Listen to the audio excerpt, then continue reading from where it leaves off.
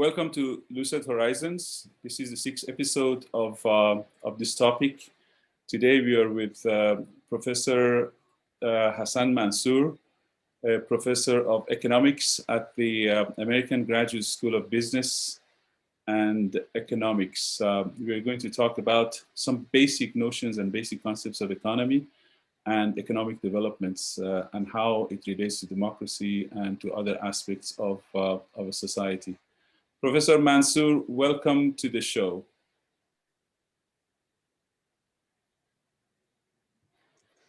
Hello, Professor Kangarlu. I'm grateful for inviting me, and I'm at your disposal. Thank you.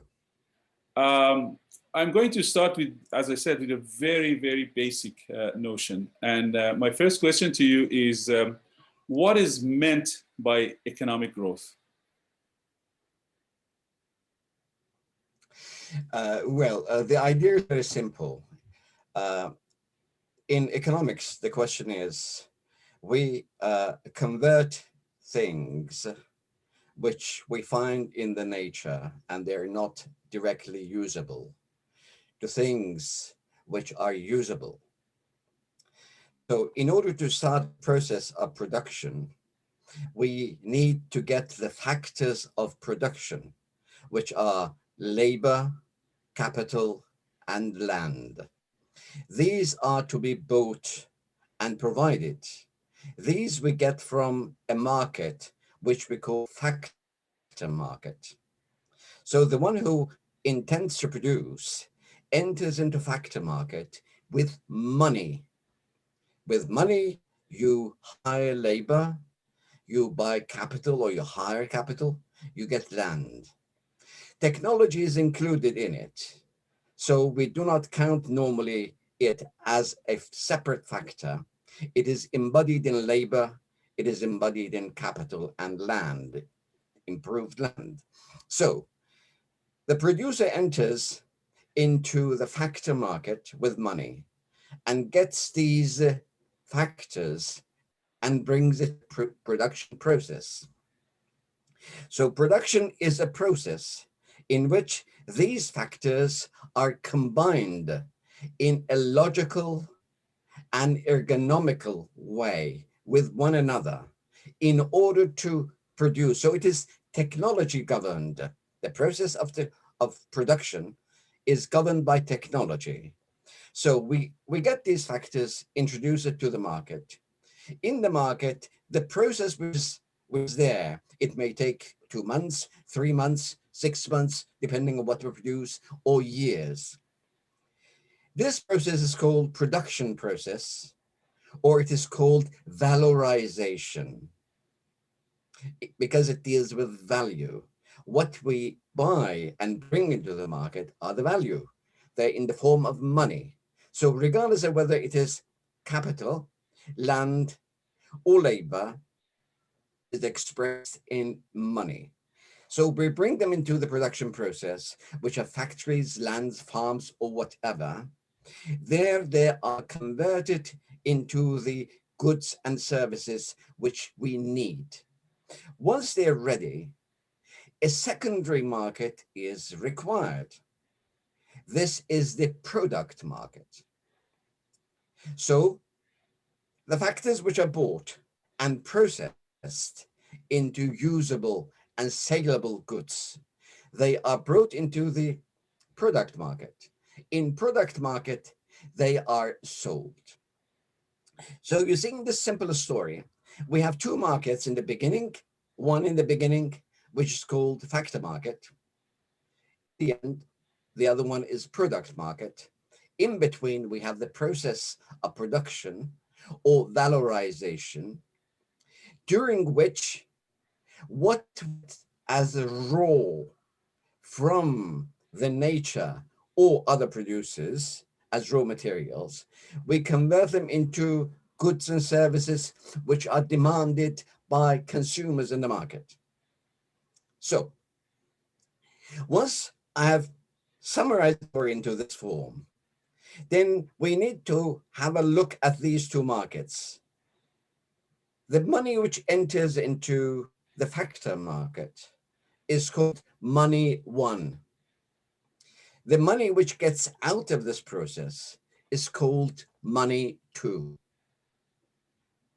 But this assumes certain things which are not given. They're important to know. The point is,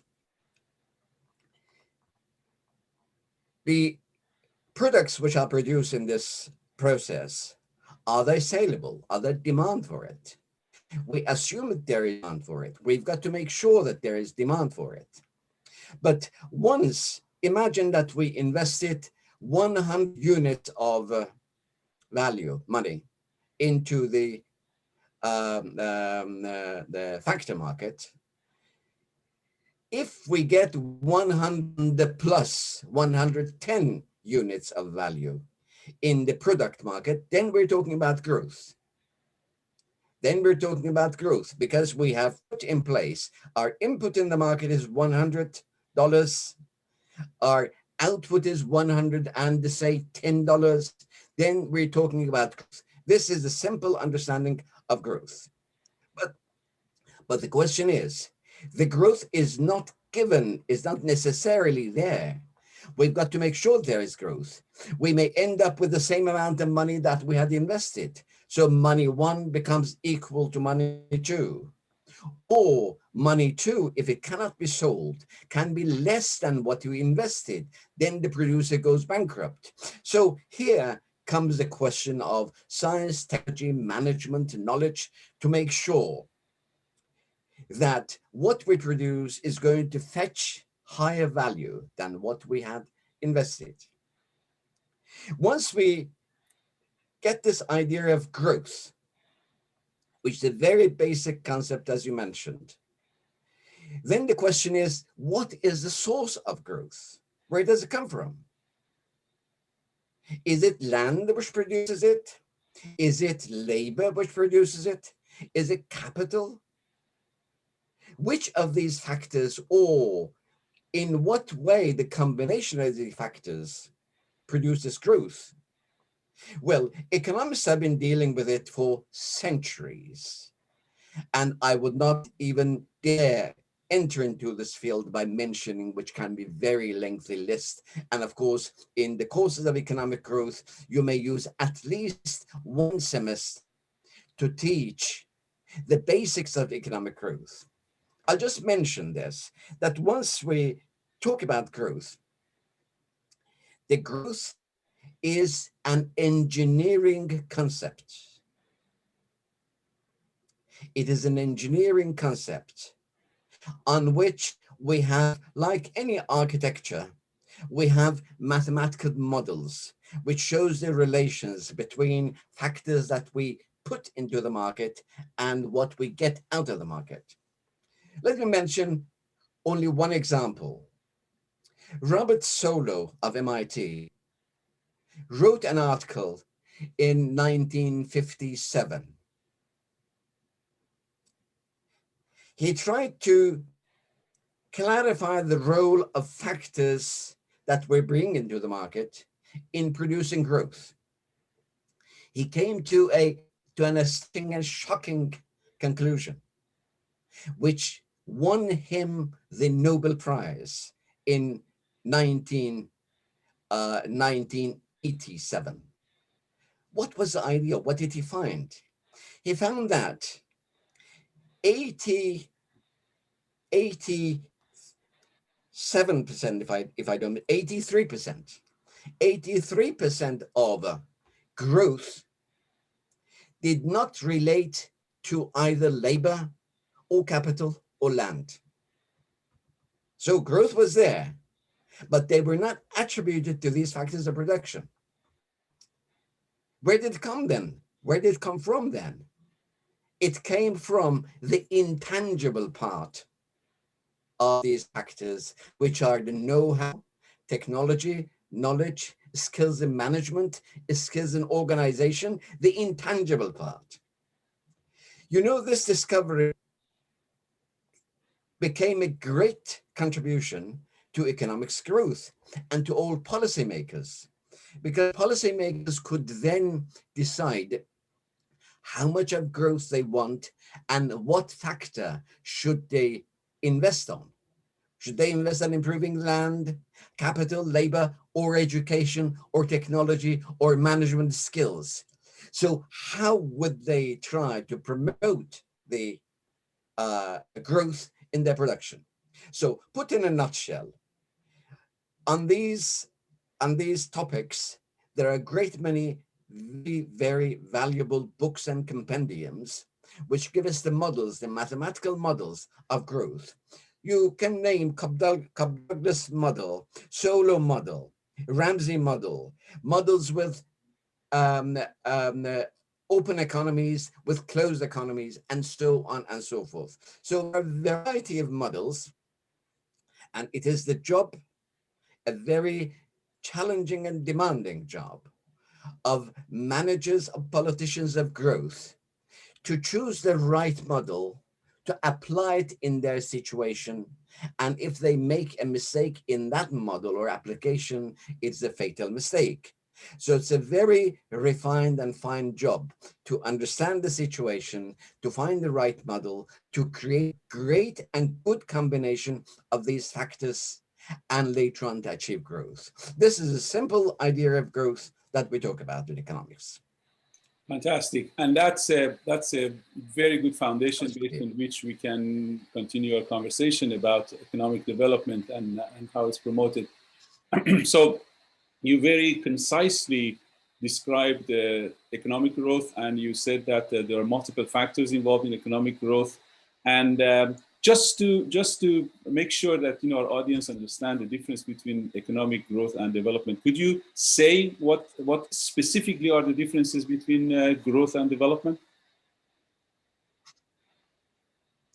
Well, development is a much wider concept than growth. It has elements which do not exist in growth, but it is inevitable that it starts. Let me give you some examples, and we may discuss it later. You see, to start a process of growth, and I've been studying at least about 20 countries, the process of growth. That is not very difficult. So far as you have the funds to invest and human resources and so on, you can start the process of growth. But with every step of growth, you have quality change. Let me give you an example. For example, in 1340s, about 1960s in Iran, well, new industries were introduced and great manufacturers founded. In the beginning, we had a difficulty of adapting the labor force to the machinery, because the machinery demanded the speed and the labor force. Say, for example, in the tractor factory of Tabriz, the labor force, even engineers, could not work in tandem with those machines. They were always lagging behind. But they could catch up with it in a short period of about a year. After a year, there was no problem. So we started the process of growth. And growth did happen. During that period of 1960s to 1974, 1973, the country experienced a rate of growth of 11%, which is a magic number, right? But what happened during this process of growth? During a process of growth, your labor improves, skills improve, further education is required. You build the schools and send them to colleges of technology. You hire engineers, you bring people to give lectures and show them how to do. You have cooperation within the country, outside with the world, and you improve the quality of labor and so on and so forth. Even your quality of organization. All these contribute to growth. But in the meantime, the mentality of your workers change. The level of education changes. Gradually, this change spreads over. There's a spillover. Your education system necessarily, inevitably, becomes modernized. You build the schools in which your technology relates to what you produce. So relations between your colleges, your universities, and the production sites, they improve. This brings about change in the family structure.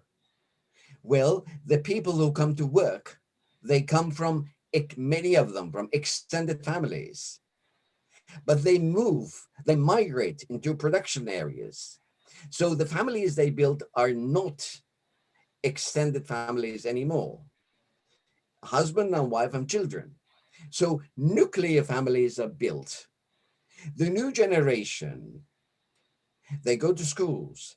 Later on, they move into the areas where they can provide services. They become government employees or employees of private sector.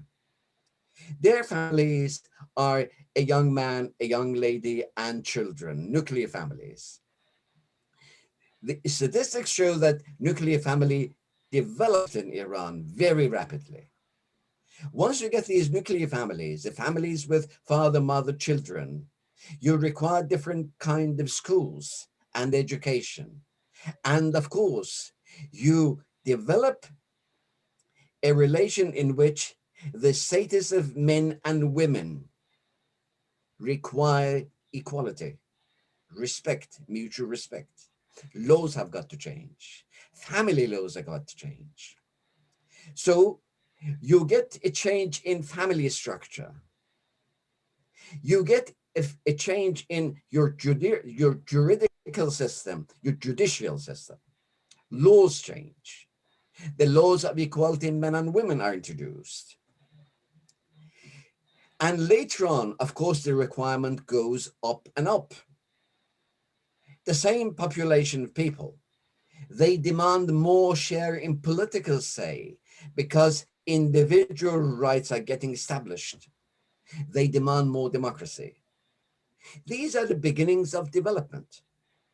So development goes much further than growth. And this is where other factors play in. We may discuss once we come to that area that why did development fail in Iran while growth was achieved? So this is a very, very precious lesson that we have learned. And now the question is, the reason I have been investigating the question for the past 15, 16 years is to discover the areas of problem which impede the process of growth and development. We have tried this several times. Development was failed after the constitutional revolution in Iran. It didn't achieve it. Under the Reza Shah, it was not, we had some sort of growth, but development we couldn't get to. Under the second Pahlavi, we couldn't get development. We got great growth, development, but in certain stage of development, it went down. Then we came to Islamic Republic.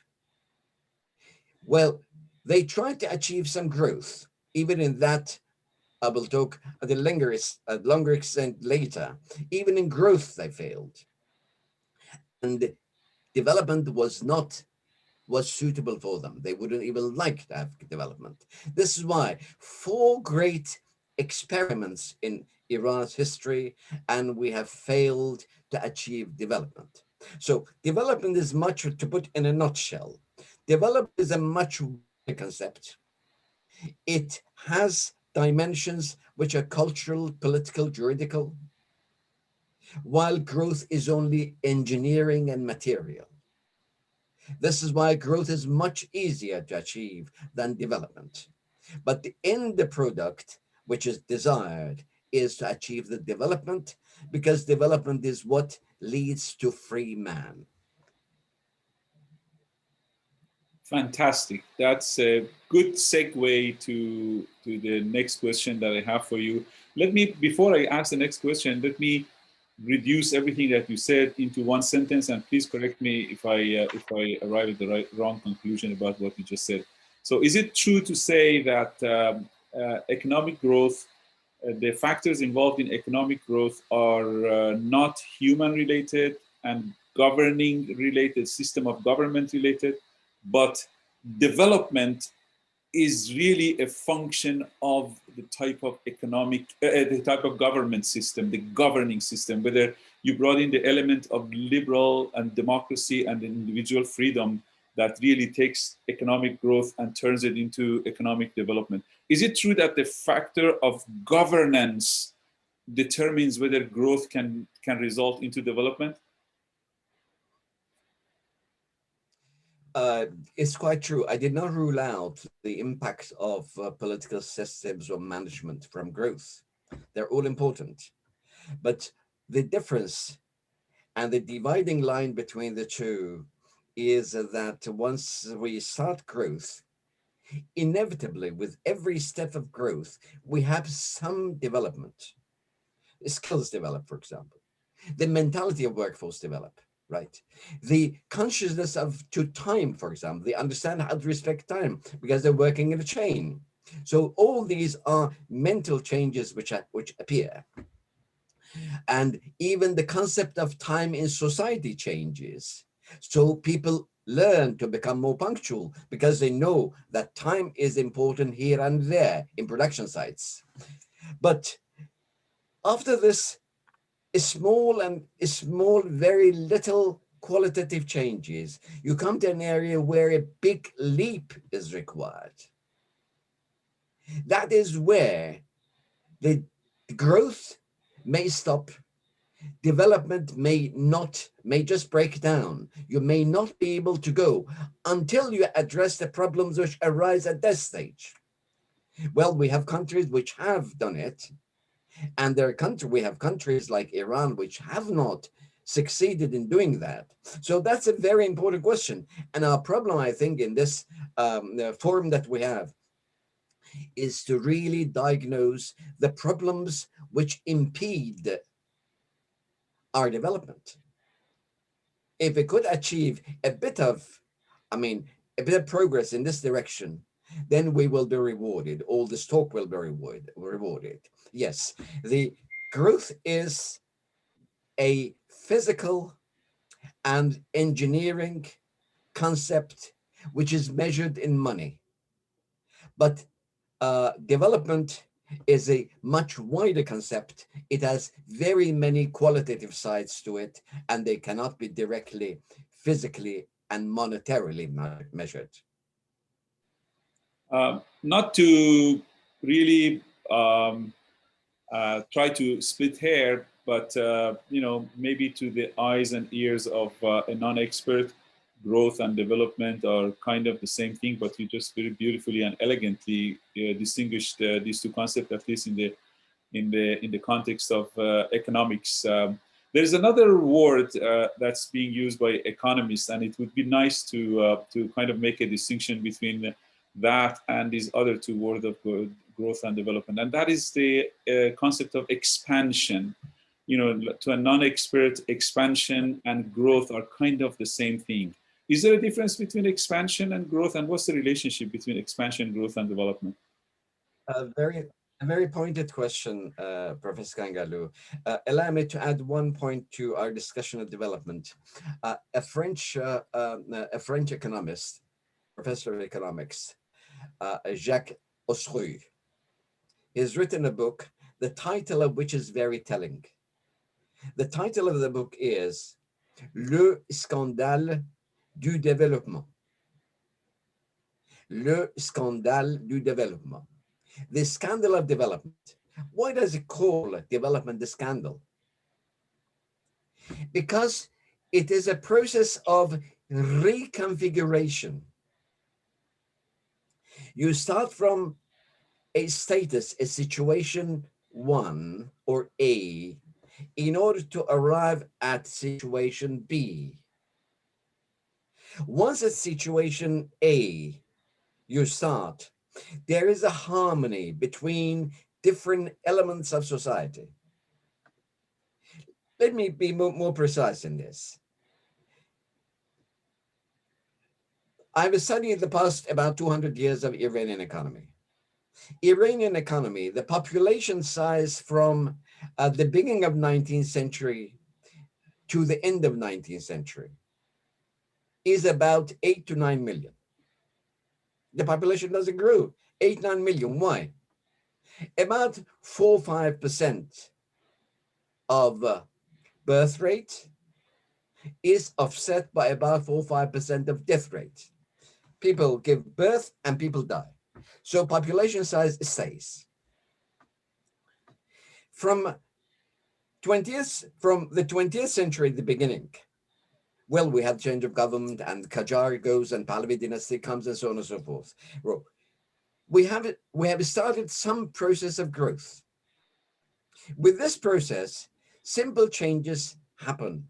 For example, once we get the medication DDT and spread it in our villages, the dysentery and diarrhea disappear, go down. So death rate of children goes down. In a matter of 10, 20 years, population grows from 9 million to 15 million. So population growth in about 1940s was about 15 million compared to 9 million that we had 40 years ago. But did food production also grow this much in tandem with population growth? Not necessarily, because there's longer time. Once you have this, then you get some catastrophic effects. It means that your starvation may grow. You get people who move out without jobs and so on and so forth. So this is a sort of, once we start the process of development or growth in the beginning, you have a society configured. This configuration is dismantled. You are leading towards a new configuration. So process of development is a reconfiguration of your system. And if you're not careful about these ratios and time element, you are going to end up in a no progress situation. So this is the scandal of development. Great many thinkers, philosophers, sociologists, and economists have contributed to it. And when the instances arise, I'll give some examples. Now, let me now address your question about growth and expansion. Yes, expansion it has nothing to do with growth or with development. Let me give again some examples. In 333 BC, Alexander expanded to Iran and conquered Iran and ended the Achaemenid Empire.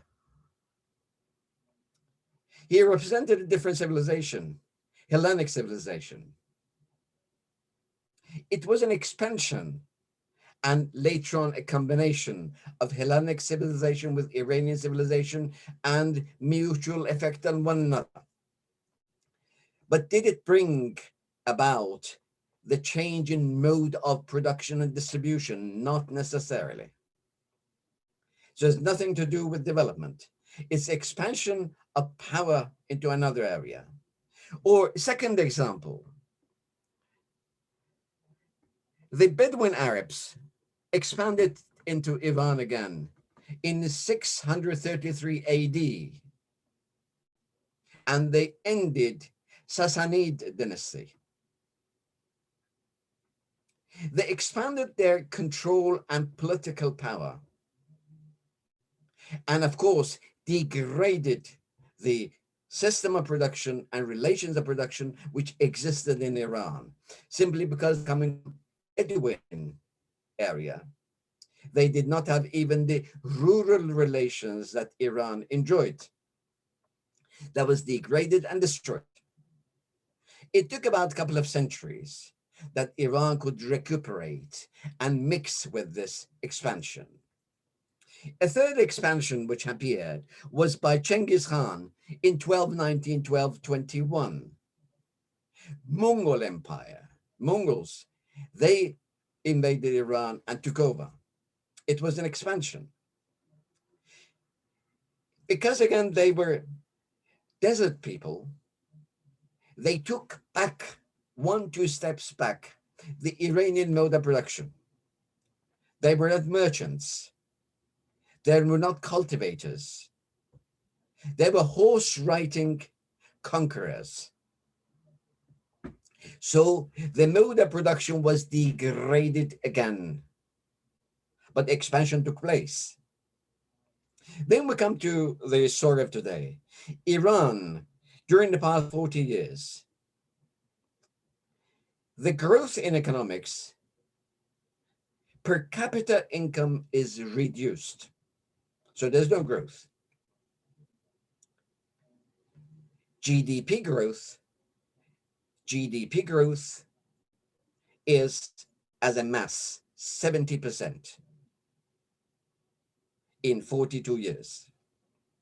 But GDP per capita, per person, is reduced by 43%. It means the share of each Iranian has gone down by 43%. So there is no growth. The growth is negative. Development, no. As I mentioned before, the Islamic Republic even did not desire to have development, did not even wish to have development. They were not friendly with the concept of development. So, but Iran has expanded. Iran has expanded through its proxies into Iraq, into Yemen, into Lebanon, into Syria, and has got this sort of relations even with Venezuela and some other African countries. So expansion, yes. But does this expansion bring about growth or development? No. It may even bring about degradation. So it's a physical and political concept which neighbors with growth. Has nothing to do with development. Of course, there are controversial examples, like the British conquered India, with some controversial stories about it. Did it bring about growth? Did it bring about development? Was it an expansion? It was all together, but even a great critique of British colonialism in India, Karl Marx, he said that it was a great development for India because the mode of production in India changed, the infrastructure like railroads, they developed, and some very negative customs like the wife burning herself after the death of the husband, they disappeared because they were declared illegal. So there was some development in it. So it depends on which mode of production expands into which area and how long it's settled. So in case they affect the mode of production, there is some growth and development. But the way it takes, like say, for example, in the case of Iran and examples that we mentioned, of course, there's no growth. There is no development. Expansion is just political, and it is mongering of force from this area to the other area. So it is not an economic concept as such.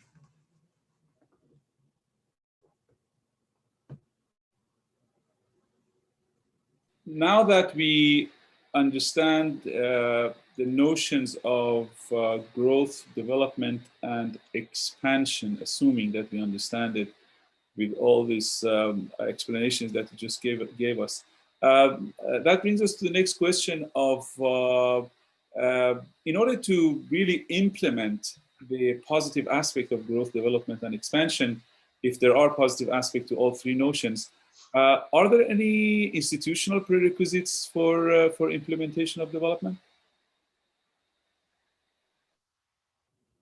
Oh, yes. The question can be put this way. What kind of institutions do we require to achieve development? Of course, there are. As we have seen in the areas which we didn't have the right institutions, the development that arrived at. Say, for example, you cannot achieve development under dictatorship. So the very prime motor of development is to have a nimble, clever government which has a development strategy. I would say this is the most important thing. A government, clean government. Clean, I mean non-corrupt, in order to get the sympathy of the people. A non-corrupt, nimble, and a government which abides by certain logical rules. A government which has a strategy for development means it wants deliberately to achieve the development, and it studies and has the blueprints for development. Because as I just mentioned, once you start the process of deconfiguration, things can get out of control. This is why all of those elements have got to be studied before. And you must have already plans of dealing with those. So the very first thing, to have a government which has a strategy of development. You have to have a rule of law. A rule of law, in contrast to the rule of the will of the despot or a group of people. So people know the rules of the game. People understand what is being rewarded and what will be punished. The third important element is to have the clear property rights. Property rights without which you cannot have even growth. You can't have growth where you have plundering and confiscation and expropriation of the capital of the people who want to produce. So property rights and security of property, that's a very important condition. You need some modern institutions like banking system, the banking, because as we know, the monetary circulation is the blood of the body of economics. For that, we need a logical system of central banking and functional banking system. Well, monetary economics in itself has got numerous Nobel Prizes. So we know the delicacy of it, intricacy of it, but we've got to have people who understand and know how it functions. So the kind of things which we'll deal with perhaps later once we come to Iran, you cannot deal with these institutions as if they are playthings and you can do whatever you like with them, like banking system. No, there are very solid rules. Deviate from them and you are doomed. Then you have scientific and technological institutions, universities, growth of universities, and fields of study which are scientific and science-built. Besides some examples, in my study of Singapore, where I visited universities here and there and so on and so forth, it was obvious fact I realized the investment of the government of Singapore in university was colossal. They tried to build first-class universities, so much so that any graduate from Singaporean universities, they were recognized by a great many developed countries. But what fields did they study? Did they study every field? No. Because they had limited resources, they wanted to concentrate on the fields which contribute directly to development. So one of the major fields they studied and made doctoral degrees in it was medicine. Why medicine was so important? Because you need a healthy population to have growth and development. Second was engineering. Science of engineering, because economic growth is built in engineering, is engineering work. Third, law. They used law graduates with doctoral degrees, and the system is law governed, because without law and clarity of rights, you cannot have a development. And four, economics, because whatever you do is governed by economics in your production.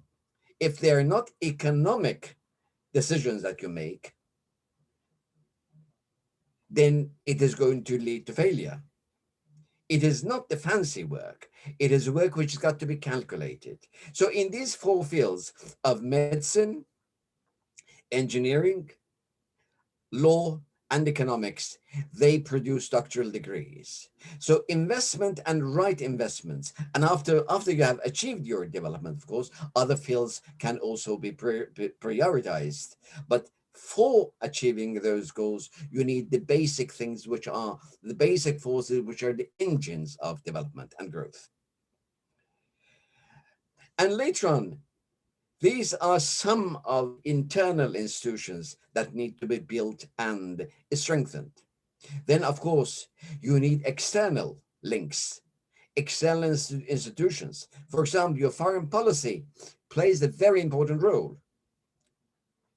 You've got to have friendly relations with advanced nations, get their help, get their advice, and get their capital, and get their expertise. Then international institutions like IMF, World Bank, OECD, and so on and so forth. They all have great pools of knowledge, pools of experience, and of course, money to help you with. So internally, you lay up and you create your own blueprints for development. Externally, you have people with whom you cooperate and get their help.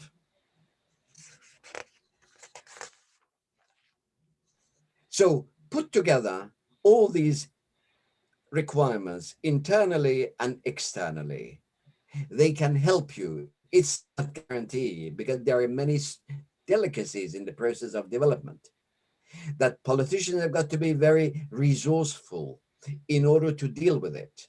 Otherwise, it will fail because one part of it is social and cultural. So you've got to have all sorts of expertise to deal with the process of development.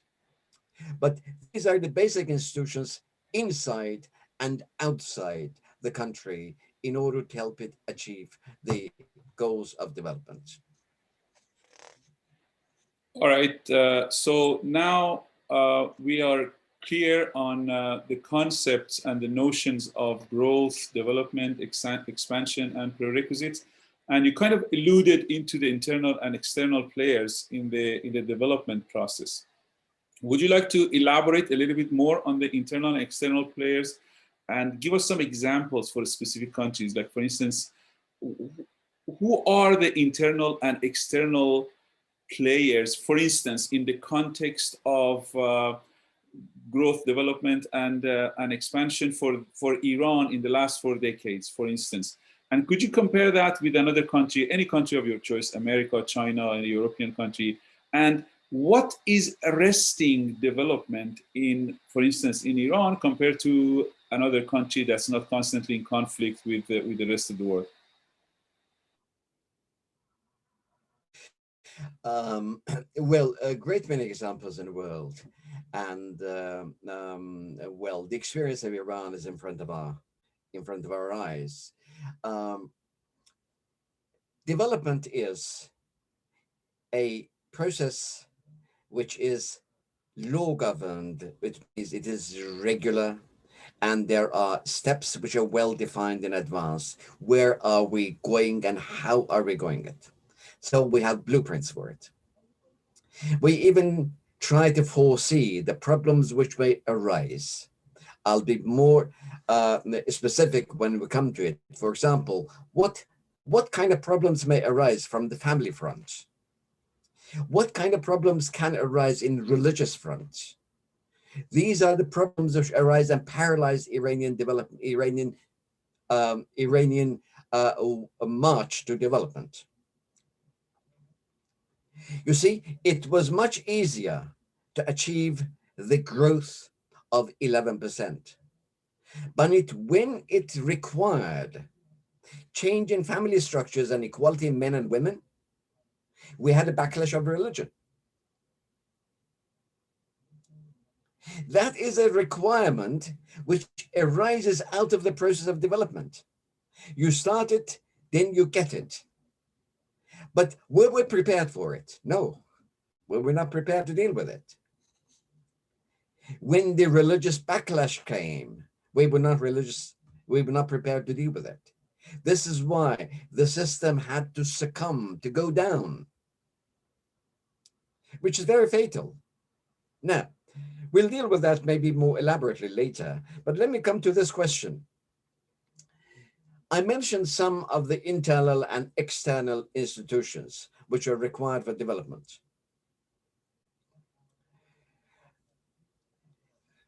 The most important is a government which has the strategy of development.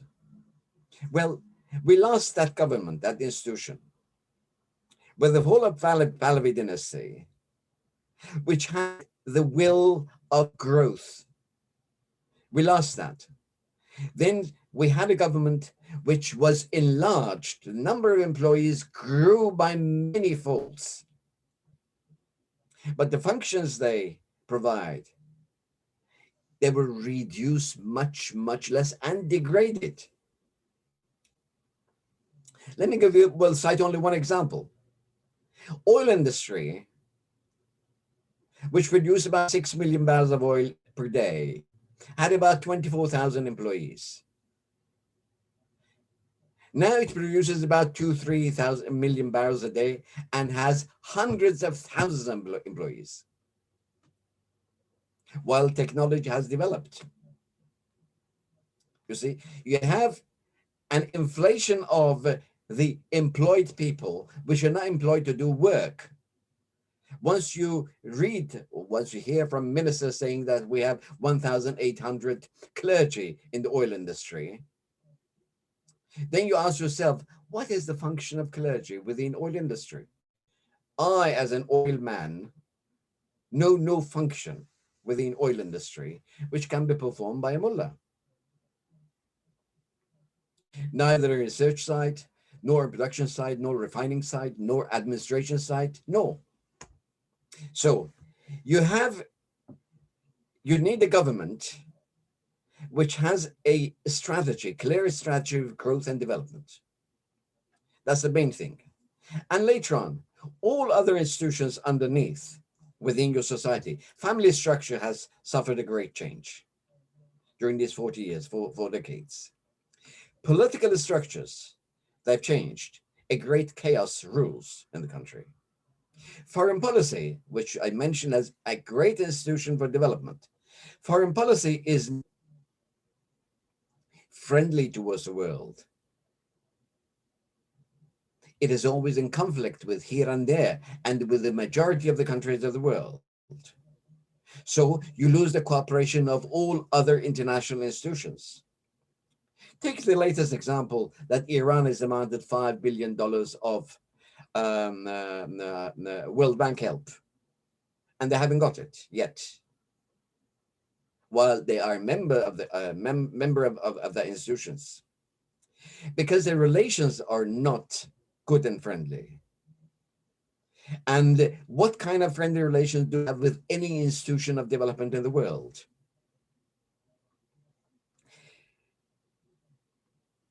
So all these institutions, internally and externally, they required goodwill between them, internal institutions, external institutions. So you can have the cooperation and goodwill of other forces, of other powers in the world in order to help you with development. You need to command international credibility and respect. And you need the capability of organizing mutual cooperative relations with them. So both internal relations, internal institutions, some of them have gone astray and they have been degraded. And externally, the relations with other institutions have been degraded and cut. So this is the dilemma that we have now with the Islamic Republic. You look at it, on the one hand, well, there are forces which are powerfully and positively growing within the country. We have a population which is very smart. We have the youth, great number of youth, in the workforce, outside the workforce, unemployed about 25 to 30%. We have built universities, but what's the quality of universities? The number of Iranian students has increased dramatically, university students. But we have studied it. I was one of the members of the Swedish government who was studying it in order to evaluate Iranian degrees.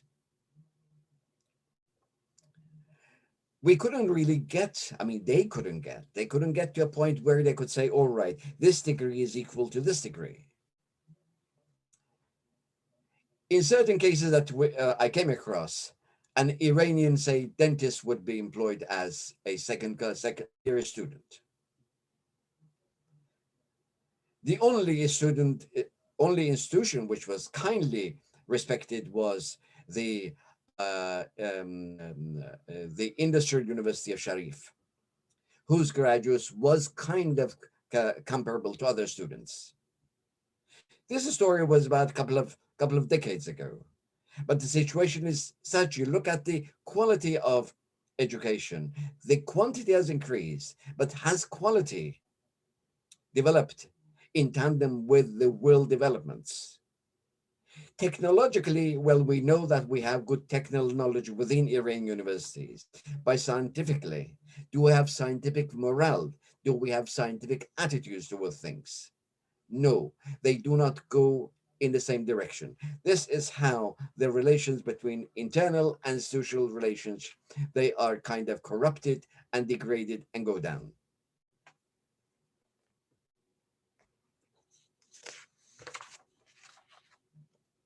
Brilliant, brilliant. Very crystal clear.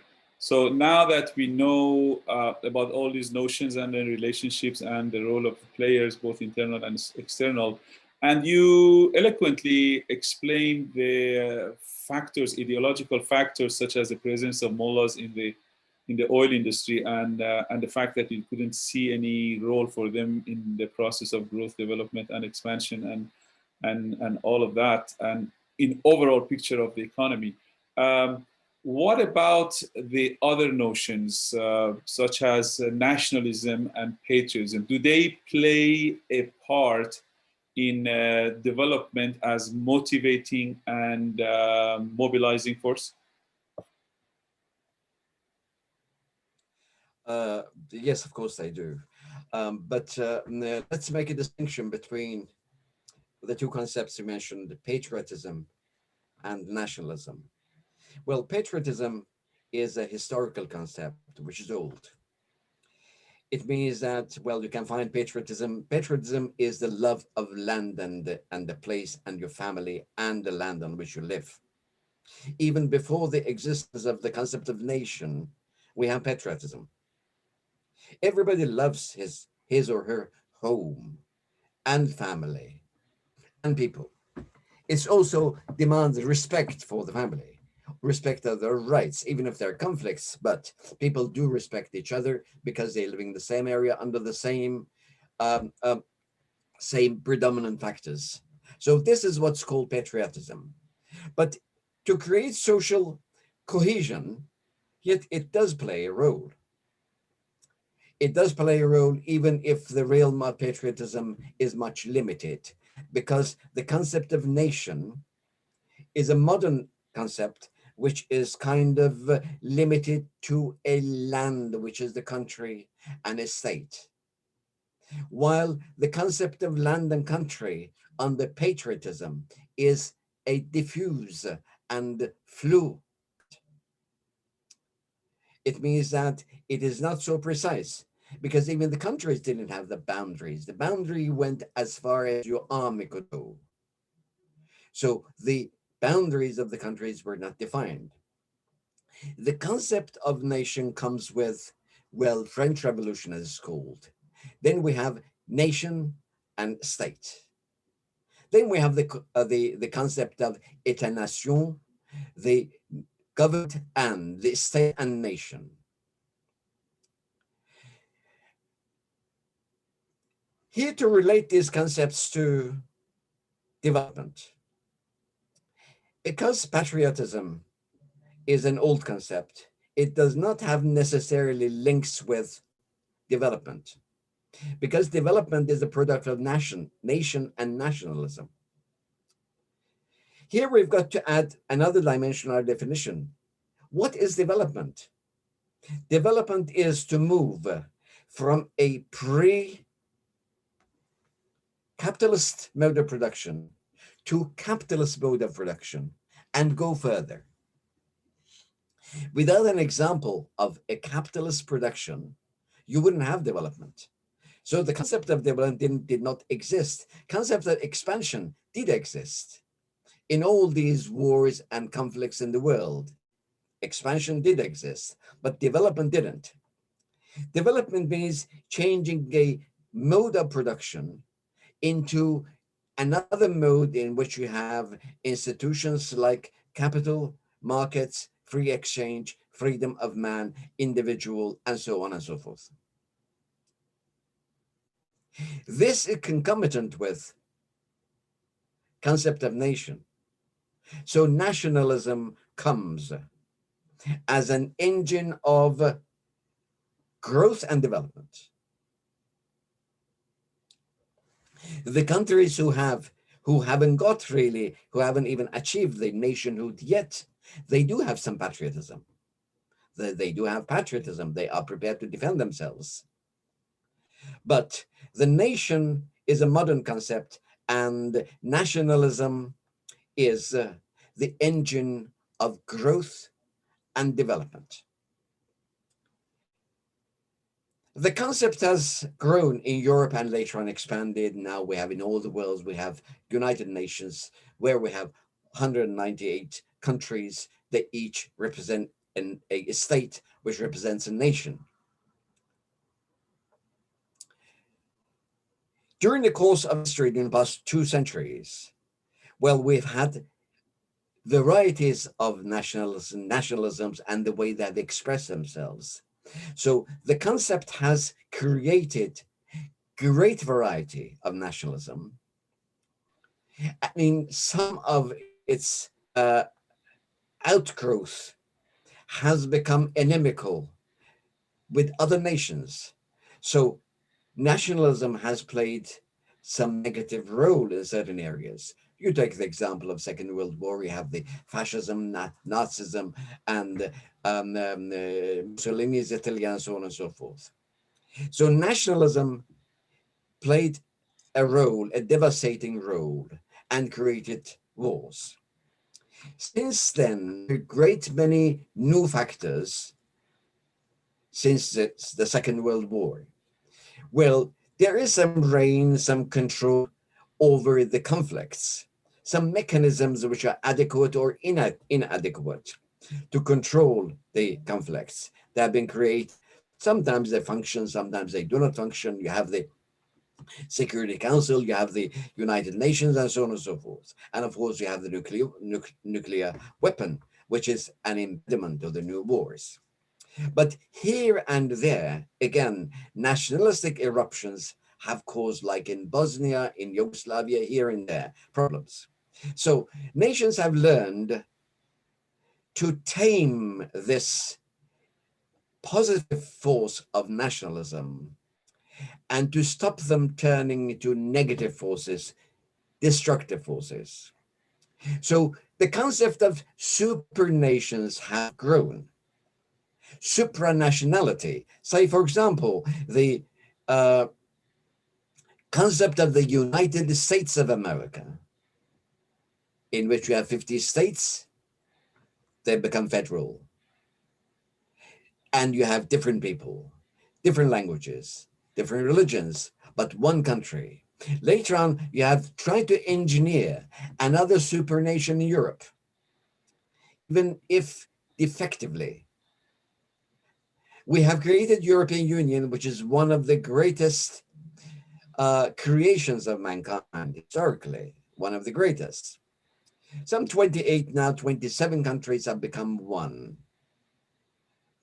But have they really integrated? No.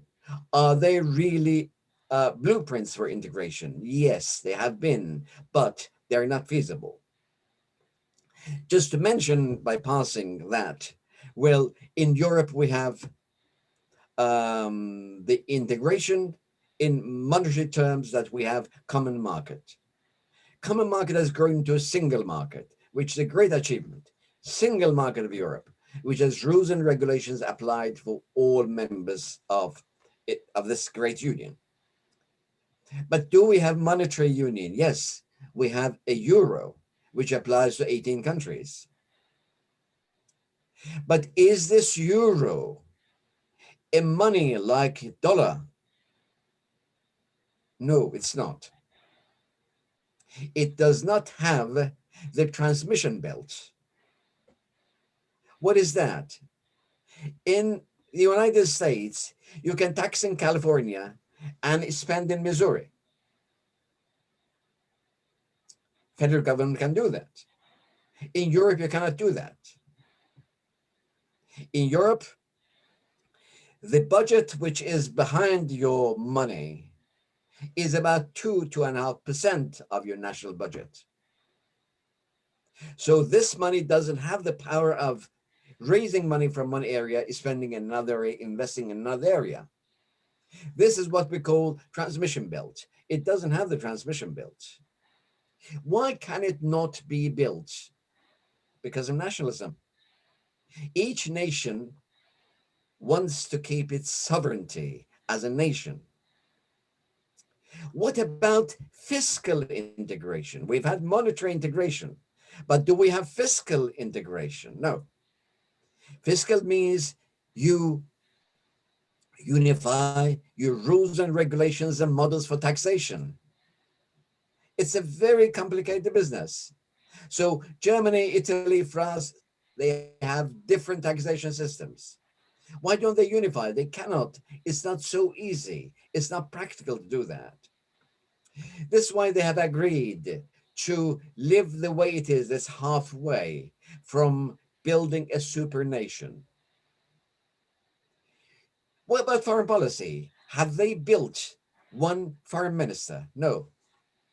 They built a representative for foreign policy in which all those 27 countries have a vote and in which all of them have a veto. It means if Europe wants to do something, say vis-a-vis Iran, and only one country like Greece says no, they cannot do it. Mm-hmm. Because each country has a veto right in it. Yes. Yes. This makes it a lame duck. This makes Europe a lame duck because the foreign ministry of United States can make a statement with full force of the federal government, while in Europe, the foreign representative foreign policy cannot do that. Unfortunately, we have come to the end of let our... me go over from this. Unfortunately, I was sorry to interrupt, but... I'm coming end of the program. end of the program. And this is a fascinating conversation that, I would like to pick it up from where we left off this time. And unfortunately, we have to leave it there. But, we are going to come back next week and follow and build up over these introductory remarks and introductory notions that you so elegantly and eloquently described for us. Thank you very much, Professor Mansoor, for taking the time. I'm grateful, Professor Kangarlu. Thank you very much indeed. And I will see you and thanks for the audience. Thank you very much. And the viewers next time. Thank you. I'm grateful.